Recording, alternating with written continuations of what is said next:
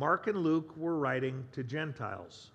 So the concept of a Jewish wedding, which is the first parable we'll look at this morning, on Jewish eschatology would not have mattered to Mark's Roman readers and to Luke's Gentile readers. This then, and I believe Acts 17:11, is given by Jesus to Jews, and the contents of the Olivet Discourse have nothing to do with the church. Now, we can apply, it has everything to do with us applicationally, but the information that we're going to talk about today has nothing to do with us practically. Does that make sense? Really important to understand. Jesus' answers to his disciples about the what and the when are for Israel. All right, so, and by the way, there is a lot of the scriptures that are written to a certain specific audience, but it still applies in our lives. Paul was writing just to Timothy and just to Titus and just to Philemon, but there is a lot that we can gather with regards to that. So just because Jesus is not addressing us, because we're not Israel, it does pertain to us from an applicational standpoint. Same is true with the prophetic literature in the Old Testament. Okay, so that being said, Jesus is going to talk about then parables to teach him about the age. So let's go to Matthew chapter 25, and I'm going to read the first 13 verses. Then the kingdom of heaven will be comparable to 10 virgins who took their lamps and went out to meet the bridegroom. 5 of them were foolish, and 5 were prudent. For when the foolish took their lamps, they took no oil with them. But the prudent took oil in flasks along with their lamps. Now while the bridegroom was delaying, they all got drowsy and began to sleep. But at midnight there was a shout, "Behold, the bridegroom, come out to meet him." Then all those virgins rose and trimmed their lamps. The foolish said to the prudent, "Give us some of your oil, for our lamps are going out." But the prudent answered, "No, there will not be enough for us and you too. Go instead to the dealers and buy some for yourselves." And while they were going away to make the purchase, the bridegroom came, and those who were ready went in with him to the wedding feast, and the door was shut. Later the other virgins came, saying, "Lord, Lord, open up for us." But he answered, "Truly I say to you, I do not know you. Be on the alert then, for you do not know the day or the hour." Now this, you're going to have to understand a Jewish wedding, and I'm going to walk you through it because there are some similarities, but there are a lot of differences to understand what is happening here. Jewish weddings in Jesus' day occurred in this manner. The bridegroom and the bride both had entourages, just like we do today. The bridegroom had his best man. He wasn't called that, though. The best man was actually called the friend of the bridegroom. And what's interesting is John the Baptist in the Gospel of John, chapter 3, verse 29, referred to himself as the friend of the bridegroom. He's the best man. Okay? It's kind of cool. So the friend of the bridegroom was the best man. And the other groomsmen were called the sons of the bride chamber. They made up the bridegroom's entourage. Okay, same, we just have different terminology for it today. Okay? The bride's entourage consisted of bridesmaids, who are the primary figures in this parable today. And traditionally, it was supposed to be they were single, meaning they were expected to be virgins. Does that make sense? So if you're getting married and you have married friends, so sad about your luck, they don't get to be the bridesmaids. It typically was reserved for other single women. Okay? Now, so those are the two parties. But there are two parts to a Jewish wedding. The Kedushin, which is what was known as the betrothal, which established the marriage contract, and it usually lasted about 9 months to a year. Because Jewish weddings were arranged, the Kedushin would happen first. And the reason that it would happen first was because sometimes the bride and the groom didn't know each other. So it was like a courting period, okay? They were legally married, but the wedding the marriage hadn't been consummated yet. In other words, there was no hanky-panky yet, okay? This is what Joseph and Mary were in when she was found to be with child. Okay? They were in the Kedushin.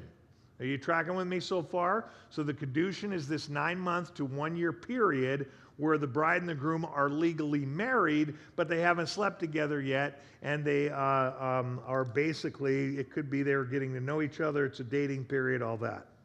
The second part to a Jewish wedding is what is known as the chuppah. The chuppah was the wedding feast and the consummation of the marriage itself. Jesus' parable involved the time frame leading up to the chuppah. In other words, involved the time frame that was in between the Kedushin and the chuppah. Now here's how it worked. Invitations were sent out in advance of the chuppah, and at a set date and time, the wedding guests would assemble. On the eve of the wedding feast, the two parties would assemble separately. The bridegroom's party would assemble at his home or his parents' home, depending on his age. Interestingly enough, the Talmud has the minimum age for marriage for Jews to be 12 years old for a girl and 13 for a boy. Okay? So there were some times where these marriages happened when they were only 12 and 13, and so they were still living under their parents' roof because financially they didn't have the capacity to provide for each other. So the bridegroom's party would assemble at his home or his parents' home, and the bride's party, the bridal party, would assemble her entourage at her father's house. The best man, the friend of the bridegroom, and the groom himself would then go pick up the bride first. This is very important to get for this parable. The best man and the bridegroom would go pick up the bride first and take her back to the bridegroom's house, where she would present herself to him in a private inner chamber, and the rabbi would have them say their vows, and this was known as the presentation ceremony. At the conclusion of the presentation ceremony, the best man would go and get the bride's entourage to take them to meet the groom. And oftentimes, as is the case here, the groom also went along to get the bridal party. And the wedding feast was typically held the following day. Now, the wedding feast or the wedding party, depending on the wealth of the groom, could last for days. And after the party concluded, the groom took his bride to his room or his chamber to consummate the marriage. So, the appearance of the best man and the bridegroom at night to pick up the bride's entourage in this parable fits with the structure and timing of a Jewish wedding. But here's where it gets interesting. A couple things to note. Unlike our wedding ceremonies and everything today, the bride is not in control of what goes on here. The bridegroom is in control of all of the times and the proceedings. It's his timing and it's his call. When he decides to get the bride, he decides to get the bride. When he decides to get the bride's entourage, he decides to get the bride's entourage. Make sense?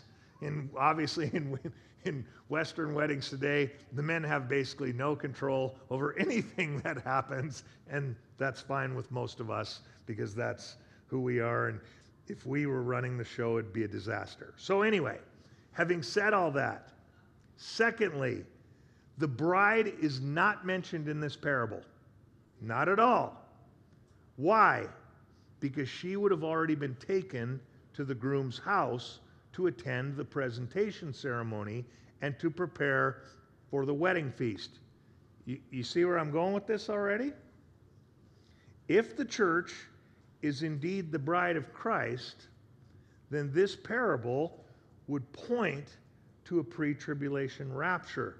Christ is going to come back and get us as his bride and take us back to his house. I go and prepare a place for you, so we can do the presentation ceremony, and then later he'll come back to get the bridal party, which will be in this parable, Israel. The bride has been picked up by the best man and the groom and taken to the groom's home. So the bridal party, seeing that the bride has been picked up, knows that the wedding feast is going to begin sometime soon. Tracking with me so far? In the party, in this case 10 virgins in the party, 5 were prepared and 5 weren't.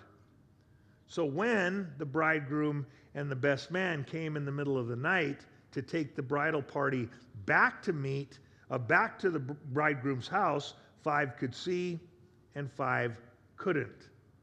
I believe in Acts 17:11 here, when the tribulation starts and the signs that Jesus talked about in chapter 24 are specific, so the Jews will know, the nation of Israel will know that the wedding feast is about to begin.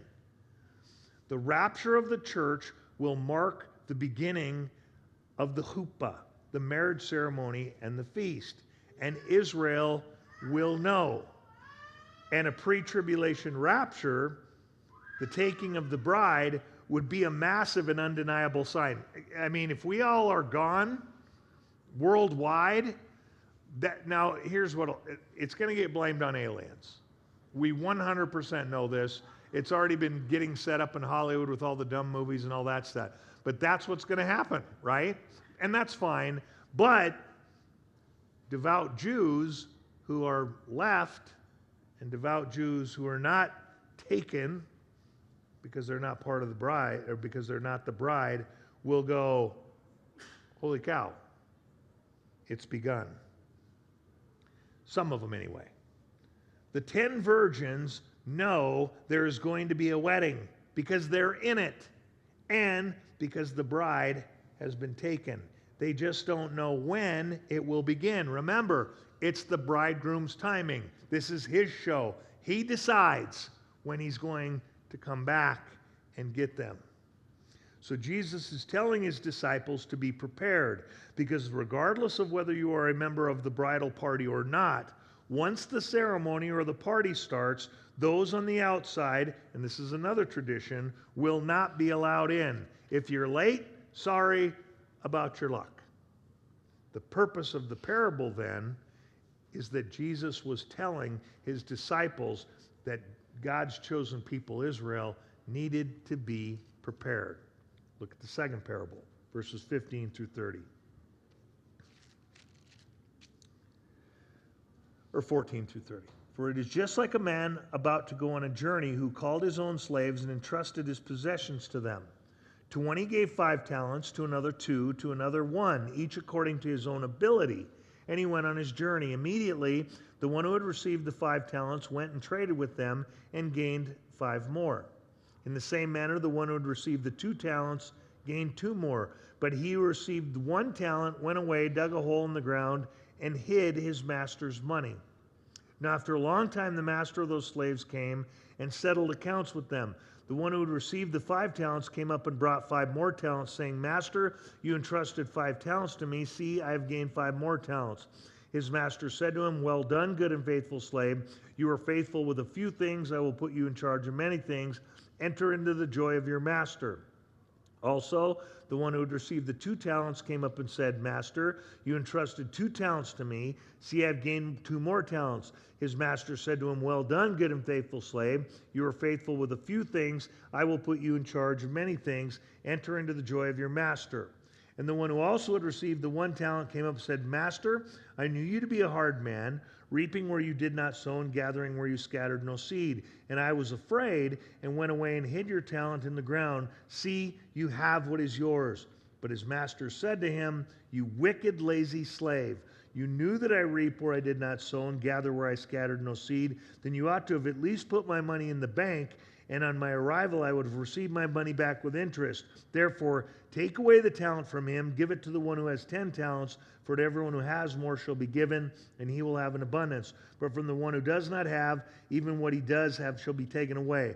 Throw out this worthless slave into the outer darkness. In that place there will be weeping and gnashing of teeth. This one also is kind of hard if we don't understand what's going on here. But the parable of the talents is one that we need to understand three things about. First, all three slaves in this parable are equally owned by their master, but there is not equal distribution among them. Notice that? One gets one gets two, one gets five. Okay? Now, while the marriage parable emphasized corporate responsibility with individual accountability, they're the bridal party. It's a body, okay? But it's individual accountability. This parable emphasizes individual responsibility and accountability. Okay? And lastly, a talent is not an amount of money. It is actually a weighted measure. We often misunderstand this. We know, based on what verse 18 says, that the money given to the slaves by the master was silver. And the reason we know that is the word there for money is argirion. And in Greek, it literally means silver money. Okay? So we know that it was silver. Now, a talent, depending on who is weighing it, because different people use different scales in those days, a talent weighed about anywhere from 58 to 80 pounds. Okay, so this is no small amount here. So I'm going to give you the numbers here. The median weight of a talent, therefore, would be 69 pounds. And on Friday, I checked the closing cost of silver for a troy ounce. And the closing cost for silver for 1 troy ounce on Friday was $32.44 an ounce. So 1 talent of silver today would be worth $35,813.76. It's a chunk of change. 2 talents, by these numbers, would be worth $71,627.52. And 10 talents, which is what this third slave did, doubling the money, would be worth $358,137.60. The amounts that the master gave the slaves is significant. Okay? So it's important to understand. 2 faithful servants were wise with their money. They used the talents that their master had given them, and they doubled it. But one of them buried it. Now, the master's response in getting his money back is kind of odd unless you understand what's going on here, because at least he's getting his money back, right? The slave gave it to him, yet he calls him a wicked slave in verse 26. And here's why. Because by burying the money versus putting it into the bank, because that's what the master said, you should at least put it in the bank where I'd have gained interest. By burying the money instead of putting it in the bank, there would have been no public record of it or who it belonged to. Therefore, if the master never returned, the slave could keep the money for himself. See what's going on here? He was stealing, or he was attempting to. So because of his wickedness, the master tells him, or tells his fellow slaves, throw him into the outer darkness, and where there will be weeping and gnashing of teeth. Again, as we noted last week, weeping and gnashing of teeth denotes judgment, as does the outer darkness. In Isaiah chapter 60, verses 1 through 3, Isaiah says this about Israel.